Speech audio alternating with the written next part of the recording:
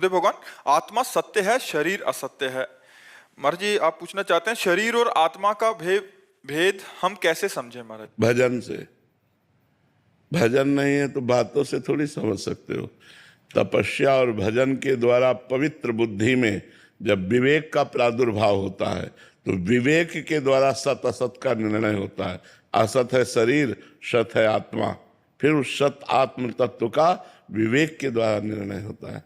अगर ये असत शरीर से राग हटाना है, सत तत्व को जानना है तो खूब भजन करो, नाम जप करो, पवित्र भोजन पाओ, अच्छे आचरण करो, शास्त्रों का स्वाध्याय करो, संतों का संग करो तो ज्ञान प्राप्त हो जाएगा। ज्ञान से ही ये बात जाना जा सकता है कि शरीर मिथ्या है, असत है और सत्य वस्तु, एक वस्तु, रसमय, आनंदमय, अखंडानंदमय, विज्ञानानंदमय, वो आत्मा है। भगवान सत्य वस्तु आत्मा है, उसका साथ अपन नहीं कर रहे हैं। सब जो जड़ शरीर है छूटने वाला, उसी के साथ क्यों लगे हुए?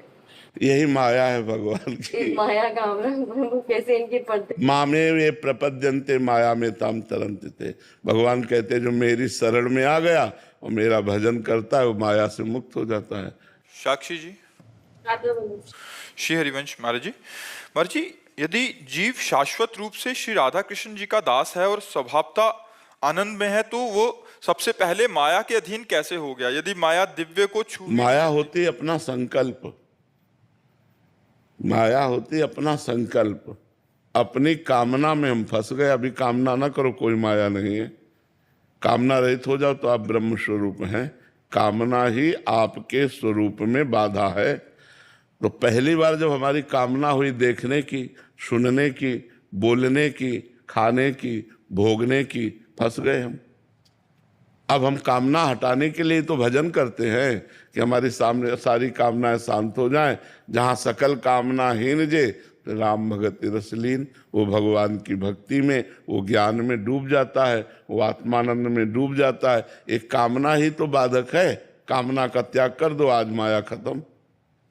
कामना ही माया, इच्छा ही माया है। जहाँ इच्छा है वहाँ माया है, जहाँ इच्छा नहीं है वहाँ परमात्मा का अनुभव है। जाहि न चाहिए कबहु कछु, तुम सन सहज स्नेह, बसो निरंतर तासुर सो राउर निजगे। जिसे कभी कुछ नहीं चाहिए उसे भगवान से सहज प्रेम हो जाता है, और जिससे भगवान से सहज प्रेम हो जाता है भगवान उसके हृदय में अपने घर की तरह निवास करते हैं।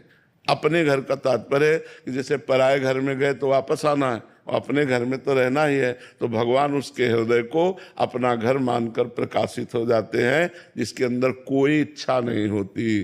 तो इच्छा ही माया है। वो भजन के द्वारा, साधना के द्वारा इच्छाओं का त्याग करने पर ही भगवान की प्राप्ति होती है। हर्षित जी झांसी से। श्री हरिवंश। श्री हरिवंश महाराज जी। महाराज जी, आपने बताया है कि मानसिक जाप में देखना, सुनना और बोलना मन में ही होता है या होना चाहिए। स्थिति ये बन रही है कि बस सुनाई देने में आपकी वाणी ही सुनाई देती है, तो क्या ये जाप के अंतर्गत आएगा? आ जाएगा। असत चिंतन छोड़ना है, खास बात है। असत चिंतन छोड़ना। तो संत वाणी भी तो सत चिंतन है। अगर हम संत वाणी का चिंतन कर रहे हैं, मनन कर रहे हैं, श्रवण कर रहे हैं तो सत्य चिंतन ही तो कर रहे हैं। शास्त्र वाणी, संत वाणी, भगवत वाणी जैसे गीता जी, ये सब सत स्वरूप है, ये सब भगवत स्वरूप है। पर वो मेरे मुख का नहीं सुनाई देता है।